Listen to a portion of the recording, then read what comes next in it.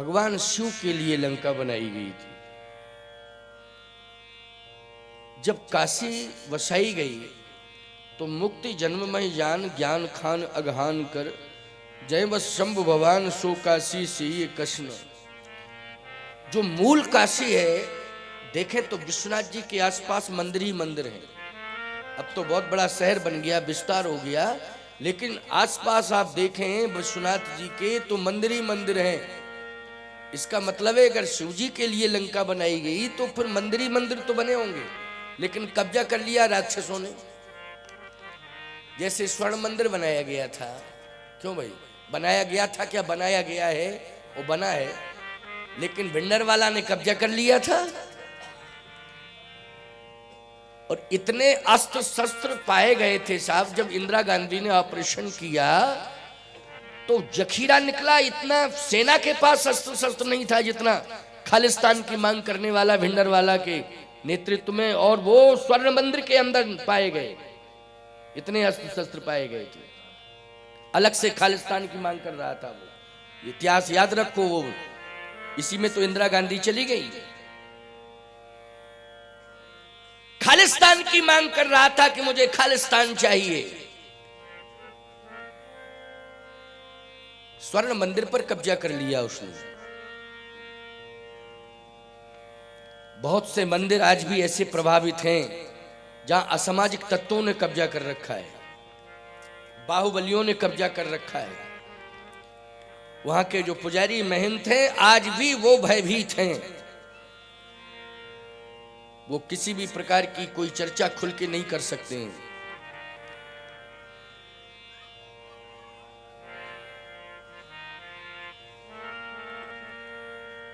बच्चों को थोड़ा संभालो।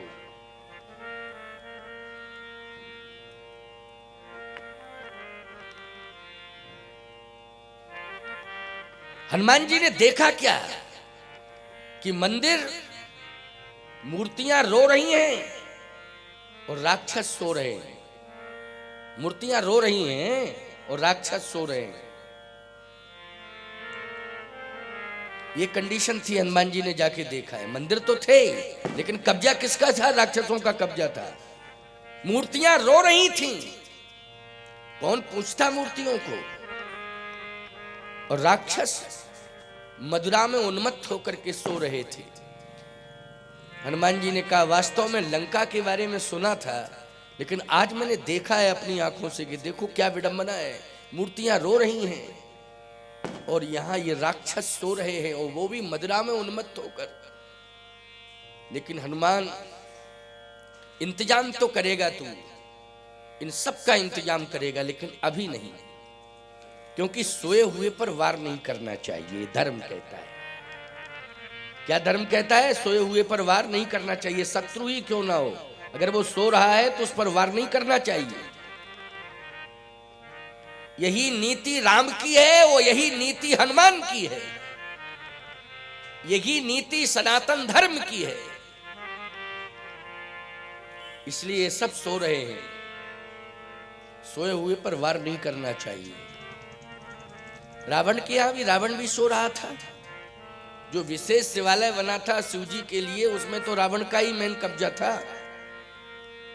अति विचित्र कही जात सो नहीं, उसका तो वर्णन नहीं किया जा सकता है। कितना सुंदर भवन था वो, कितना सुंदर मंदिर था।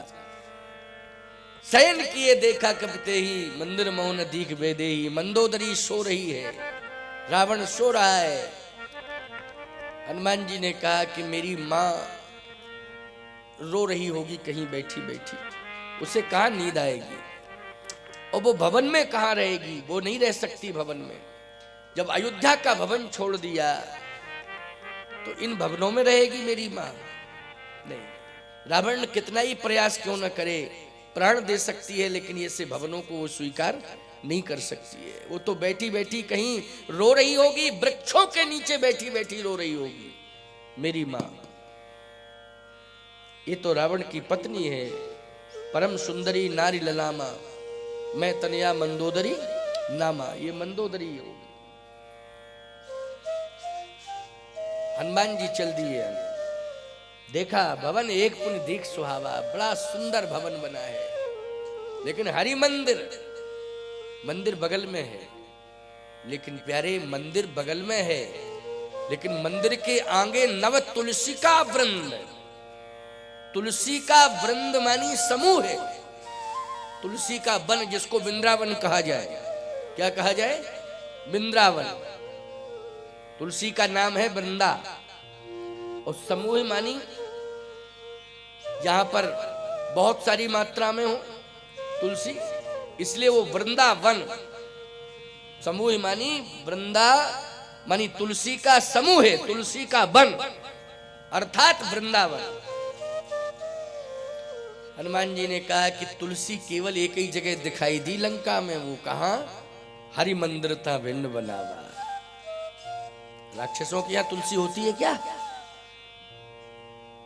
समझ लेना, जिसके घर में तुलसी ना हो राक्षस का घर है वो, राक्षस का घर है वो। क्या लिखा रहेगा कि मैं ये राक्षस का घर है? लेकिन तुलसी अगर नहीं है, कैसा हिंदू है तू जब तेरे घर में तुलसी नहीं है? बोलो भाई, कैसा हिंदू? कौन कहेगा हिंदू जब तुलसी नहीं है? इसलिए घर घर में तुलसी होना चाहिए। अगर तुम हिंदू कहलवाते हो या कहते हो अपने को, तो तुलसी से प्यार करो। और मैं एक बात कहता हूं, तुलसी केवल मात्र भगवान की प्रिया, हरि प्रिया ही नहीं है, तुलसी एक औषधि भी है। आयुर्वेद में सबसे ज्यादा तुलसी की महिमा है। ये कोरोना काल में तो तुलसी ने कमाल किया है साहब। ये महामारी से नियंत्रण पाने के लिए, इस महामारी से छुटकारा पाने के लिए तुलसी का प्रयोग सबसे ज्यादा हुआ है। इसलिए तुलसी जैसा तो कोई हो नहीं सकता है। भगवान का तो ये संकल्प ही है। राम है तो कहते मैं सीता के बिना रह लूंगा, श्याम है तो कहते हैं मैं राधा के बिना रह लूंगा, नारायण है तो कहते मैं लक्ष्मी के बिना रह लूंगा, लेकिन ये तीनों तुलसी के बिना नहीं रह सकते हैं। तुलसी तो होनी ही चाहिए। मैं तुलसी के बिना नहीं रह सकता हूं। तुलसी की बड़ी महिमा है। यहां हनुमान जी को तुलसी तुलसी दिखाई दी, कहा बस आनंद आ गया। यही है संत का घर। जिसके घर में तुलसी होती है वो भेष से संत ना हो, लेकिन उद्देश्य से संत होता है, विचारों से संत होता है। जिसके घर में तुलसी होती है, छत्तीसगढ़ में तो तुलसी घर घर में है। ऐसा कोई घर ही नहीं होगा जिसमें तुलसी ना हो, चाहे छोटे रूप में हो, लेकिन है तुलसी। और तुलसी का प्रसाद अति महत्वपूर्ण होता है। ये लड्डू पेड़ा ये दुनिया का वो तो ठीक है सब जो है, उसमें भी तुलसी नहीं डालोगे तो कोई मतलब का नहीं वो प्रसाद। क्यों भाई? तुलसी डालोगे तभी वो प्रसाद बनेगा। चाहे मालपुआ हो, चाहे लड्डू हो, चाहे पेड़ा हो, चाहे जो भी मिष्ठान हो, उसमें तुलसी दल डालोगे तभी वो प्रसाद बनेगा। वरना तुलसी का पत्ता ही महाप्रसाद है। सबसे बड़ा प्रसाद वही है, उससे बड़ा प्रसाद कोई दूसरा होता ही नहीं। और छत्तीसगढ़ की धन है वो छत्तीसगढ़, जिसमें तुलसी के प्रसाद को महत्व देते हैं लोग। कहते हैं बस एक पत्ता तुलसी का मिल जाए बस पर्याप्त। सबसे ज्यादा जिज्ञासा मैंने तुलसी के प्रति छत्तीसगढ़ राज्य में देखी है। कोई भी धार्मिक आयोजन होता है तो सबसे पहले तुलसी मांगते हैं लोग। क्या कहते हैं? तुलसी। ये बहुत अच्छी परंपरा है। लंका में केवल एक जगह तुलसी मिली, विभीषण जी के यहाँ। रामायुध अंकित ग्रहे शोभा बरनी न जाए, नव तुलसी का वृंद देख हरस कपीड़ाए।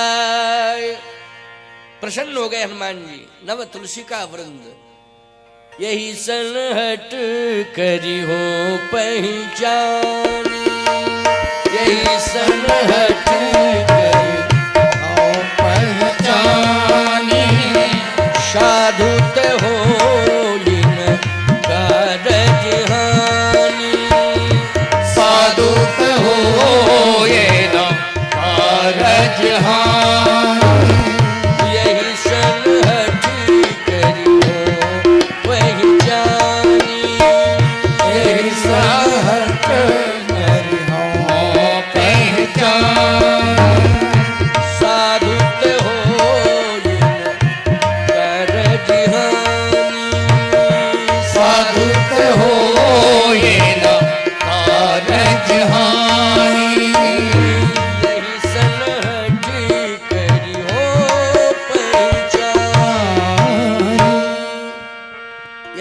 हट करियो पहचानी, अब मैं हट पूर्वक पहचान करूंगा ये संत है। संत मिल गया मुझे, जिसकी तलाश में कर रहा था।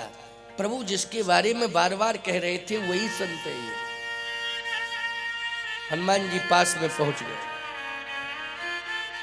गए पास में। बंदर हैं लेकिन ब्राह्मण बन गए। विभीषण जी के यहां ब्राह्मण बन गए, विप्र रूप धर वचन सुनाए। कौन सा रूप धारण किया? विप्र का। अच्छा, एक बात समझ में नहीं आ रही, विप्र बन गए, विप्र से तो राक्षसों की बहुत बड़ी दुश्मनी। गौ ब्राह्मण जहां जहां देश धैन दुज पावे, नगर गांवपुर आग लगावे, ये लंकई वाले तो करते थे। तो वहां तो ब्राह्मण बनने में खतरा है। क्यों भाई, खतरा है कि नहीं? क्योंकि जहां जहां देश धैन दुज पावे, गौ और ब्राह्मण के तो वो सबसे बड़े शत्रु हैं। गौशालाएं देखें तो आग लगा दें, ब्राह्मण मिल जाए तो फिर दुर्दशा कर दें उसकी। लेकिन हनुमान जी तो लंका में क्या बन गए? विप्र। विभीषण के यहां विप्र बने। वैसे तो लंका में जो निरीक्षण किया हनुमान जी ने, सर्वे किया, मशक समान रूप कपि धरी। मशक समान यानी सूक्ष्मात सूक्ष्म रूप। मशक का अर्थ लोग पता नहीं क्या मच्छर बिल्ली क्या क्या करने लगते हैं। अरे फालतू की बात मत किया करो जी। सूक्ष्मात सूक्ष्म, बिल्कुल छोटा सा रूप धारण किया। हनुमान जी मच्छर बिल्ली बनेंगे? तुम शेर बनते हो, हनुमान जी मच्छर बिल्ली बने हैं? हनुमान जी तो हनुमान जी है, लेकिन सूक्ष्मात सूक्ष्म अशक समान रूप कपि धरी। लंका चले उस सुमिर नरहरि। बिल्कुल छोटा रूप बना करके हनुमान जी ने सर्वे किया लंका का। लेकिन विभीषण जी के यहां विप्र रूप धर, ब्राह्मण का रूप धारण करके बिल्कुल समीप में पहुंचे। रात्रि का समय है। पहली बात तो यह है कि बंदर से भय भी होता है, बंदर से। और बताएं आपको, सबसे ज्यादा बंदर साधु को और भक्त को, ब्राह्मण को परेशान करते हैं। क्यों? खाने पीने का इंतजाम उन्हीं के पास होता है। क्यों होता है ना? बंदर का जो खाने पीने का इंतजाम है वो 3 के पास होता है। साधु प्रसाद प्रसाद रखे रहता है नहीं? भक्त होगा तो वो प्रसाद रखे होगा। क्यों भाई, रखे होगा कि नहीं रखे होगा? है संत भक्त, इनके पास कुछ ना कुछ खाने पीने का इंतजाम रहता है। अच्छा, साथ भी लेके चलते हैं साधु और ब्राह्मण। जो अग्निहोत्री ब्राह्मण होगा वो किसी का जल भी नहीं पीता है साहब। किसी होटल पाटल पर या किसी अपरिचित व्यक्ति के हाथ का बना हुआ भोजन नहीं लेता है वो। साधु भी बहुत नियम से चलते हैं, बिना सोचे समझे किसी का ग्रहण नहीं करते हैं, अपना खुद लेके चलते हैं। वो बंदरों को ये पता है कि इनके पास कुछ ना कुछ होगा। साधु के पास और ब्राह्मण के पास, बंदरों को पता है कि इनके पास कुछ ना कुछ जरूर होगा, और ज्यादातर घेर लेंगे उनको, ब्राह्मणों को और साधुओं को। डर भी लगता है, बहुत डर लगा। हमारे चित्रकूट में तो इतने बंदर हैं कि उन्हीं को भगाते रहते हैं दिन भर हम लोग। हाँ, हम लोग दिन भर जो है, कभी कभी तो भगवान की भोग की थाली जाती है साफ, तो पहले बंदरों का ही भोग लग जाता है।